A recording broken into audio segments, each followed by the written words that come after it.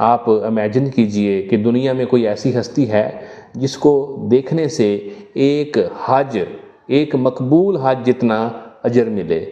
جی ہاں، وہ ہستی ہے آپ کے بوڑھے والدین۔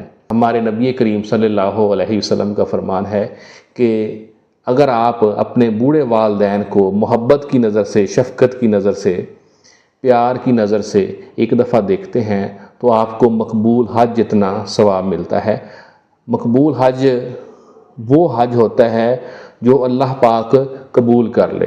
جو آپ پیسے لگا کے حج کرتے ہیں وہ پتہ نہیں اللہ قبول کرے یا نہ کرے، لیکن یہ جو آپ نے حج کیا ہے یہ آپ کا ہر حال میں قبول ہے۔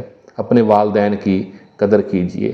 جس طرح خانہ کعبہ کو پیار سے، محبت سے، دل لگی سے دیکھنے کا ثواب ملتا ہے، اسی طرح والدین کو بھی محبت سے دیکھنے کا بہت بڑا اجر ہے۔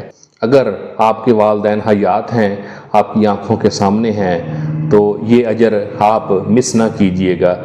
اس اجر کو لازمی اپنے لیے سمیٹ لیں۔